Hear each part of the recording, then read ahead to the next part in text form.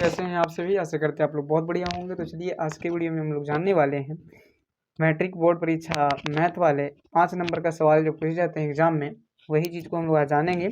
और 5 नंबर में ये क्वेश्चन बार बार पूछे जाते हैं, हमेशा ये क्वेश्चन आता ही आता है। ठीक है, तो आज आपको 5 नंबर मिलने वाला है, तो आप ध्यान से देखिएगा, तभी ऐसे नहीं कि बस देख लिए हो गया। ठीक है ना, चलिए आइए समझते हैं। तो क्वेश्चन क्या है, कहता है कि यदि भिन्न के अंश और हर, मतलब भिन्न वाला सवाल है। ठीक है, कि 2 जोड़ने पर 3 जोड़ने पर अंश में 2 जोड़ो, हर में 3 जोड़ो, वैसे प्रकार का ये प्रश्न है। और अब ध्यान से देखिए, बिल्कुल समझ में आने वाला है। ठीक है ना, चलिए सबसे पहले कहता है यदि भिन्न के अंश और हर दोनों में 2 जोड़ दिया जाए तो वह 9/11 हो जाता है। और यदि अंश, और दूसरा शर्त है, ये तो पहला शर्त हो गया कि अगर अंश और हर दोनों में 2 जोड़ दिया जाए तो वह 9/11 हो जाता है। और फिर क्या कहता है कि यदि अंश और हर दोनों में 3 जोड़ दिया जाए तो वह 5/6 हो जाता है। देखिए कितना आसान चीज़ है ये, समझना है ध्यान से, आप समझिए, समझ में आ जाएगा आपको। ठीक है ना, चलिए ये था आपका क्वेश्चन। सबसे पहले क्या बोला है कि यदि भिन्न के अंश और हर दोनों में 2 जोड़ दिया जाए, तो सबसे पहले लिखेंगे, मानेंगे कि अंश और हर बराबर, मान लीजिए माना कि भिन्न का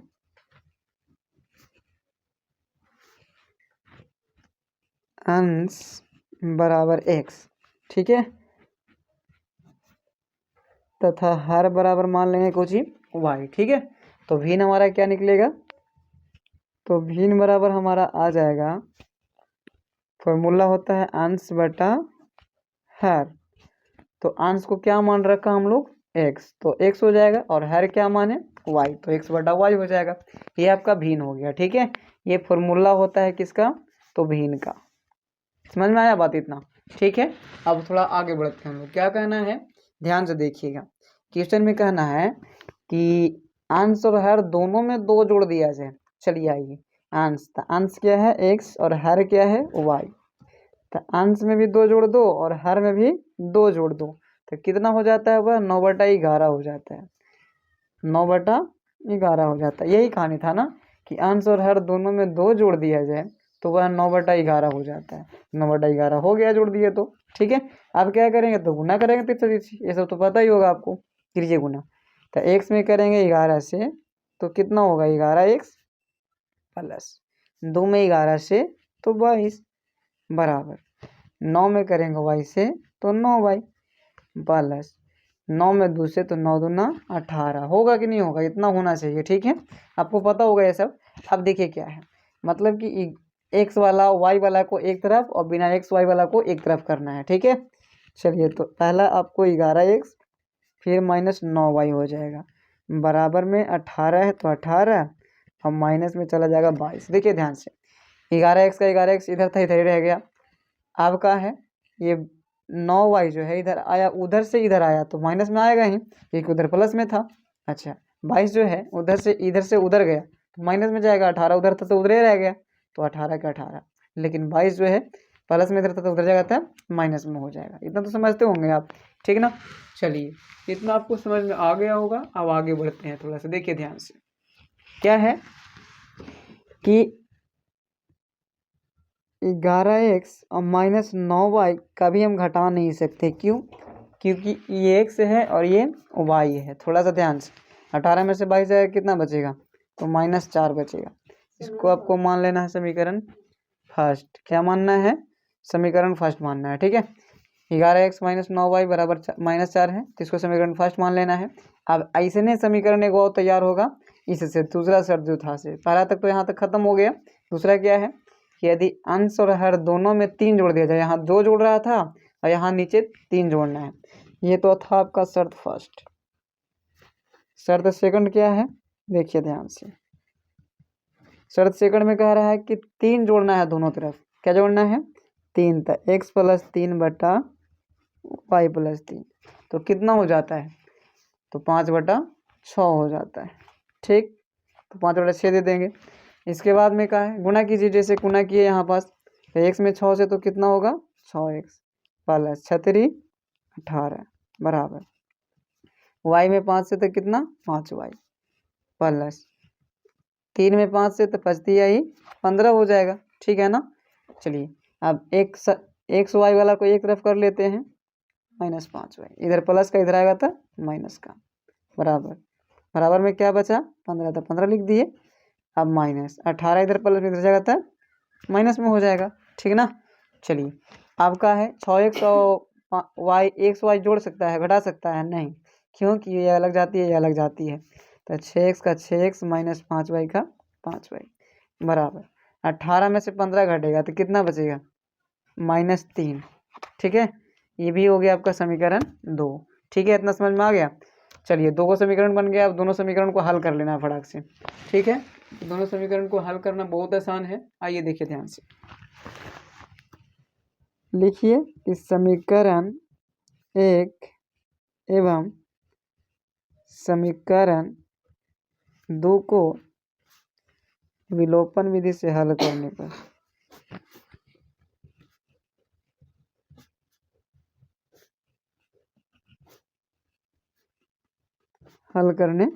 ठीक है। तो विलोपन विधि सबसे आसान विधि है, जो आपको समझना है तो आप जाइए आई बटन को देखिए, टच कीजिए, ऊपर में आपको दिख रहा होगा, उसमें आपको आ रहा होगा, ठीक है वीडियो, उसको देखना है जा करके, ठीक।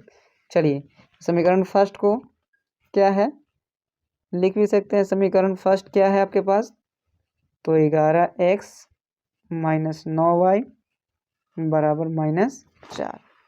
समीकरण सेकंड क्या था, सेकंड था आपके पास में 6x - 5y बराबर -3,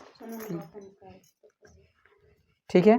तो ये दोनों को हल करना है हम लोग को, ठीक है। तो सबसे पहले क्या करना है, कोई मिल रहा है देखिए, तो इसमें मतलब कि कहे का मतलब है अंक कोई मिल रहा है सेम टू सेम, 11 है कि 6 है 9 है 5 है, कोई कहीं नहीं मिल रहा है। तो क्या करेंगे, मिलाने के लिए एक काम करते हैं हम लोग, 11 इसमें है तो नीचे वाला से दूसरा का में गुना कर देना है, इसमें 6 है तो पहले का में कर देना है, माने 11 में के ई में देना है, 11 में के ई में देना है, ठीक है। चलिए अब देखिए ध्यान से थोड़ा सा,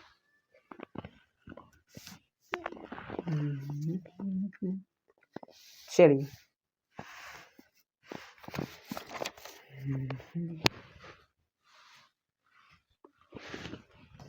ठीक है। देखिए ध्यान से, अब इसके बाद में क्या होगा कि 11 में 6 से गुना कीजिएगा तो 66 हो जाएगा, और x का x -9 6 54, y का y, ठीक है 54y बराबर 4 6 24। अब 6 का पढ़ेंगे 11 बार 66 x, ये दोनों बराबर हुआ ना, ठीक है। 5 में 11 से 55 y, ठीक है बराबर 11 आई 33, तो माइनस में ना, हाँ माइनस में। आप देखिए मिल गया, ये दोनों प्लस में है तो घटाएंगे, चिन्ह बदलाव करेंगे तब ना जाके कटेगा दोनों, हाँ इसे ही खत्म। अब प्लस ही माइनस, तब 55 में से 54 चल जाएगा तो कितना बचेगा +1y, ये खाली y भी लिख सकते हैं आप। अब +33 और -24, तो 33 में से 24 घटा देना है, तो 33 में से 24 घटाइएगा, 13 में से 4 गया था 9, कितना बचेगा 9, और यहाँ पास 2 बचा, 2 में से 2 गया था खत्म, यानी y बराबर कितना आ गया 9। अब ये जो y के मान आया, ये y मान समीकरण फर्स्ट में रख दीजिए, आइए इधर, y का मान समीकरण 1 में रखने पर, ठीक है। समीकरण 1 क्या था आपके पास में, तो ये है देखिए 11x - 9y बराबर -4, ठीक है। तो 11 का 11x -9 गुना y का ना मान आया है, तो y के पास रख दीजिए बराबर -4। क्या आएगा देखिए ध्यान से थोड़ा सा, 11x -9 ना मान 81 बराबर -4 के -4, 11x बराबर ले जाएंगे इधर -4 और +81, तो 11x बराबर कितना बचेगा, 81 में से 4 जाएगा तो कितना बचेगा 77, तो 11 से काटोगे 77 को 7 बार में कटेगा, यानी x बराबर क्या आ गया 7, x का मान अब आ गया 7, तो y का मान 9। तो लास्ट में आपको निकालना है भिन्न के मान, था भिन्न बराबर x बटा y था ना, तो x का मान क्या आया 7 और y का मान 9, तो लास्ट में आपका फाइनल आंसर ये हो गया, ठीक है। तो आशा करेंगे वीडियो आपको बहुत बढ़िया लगा होगा, तो मेरे चैनल को सब्सक्राइब कीजिए, लाइक कीजिए और शेयर कीजिए, ठीक है।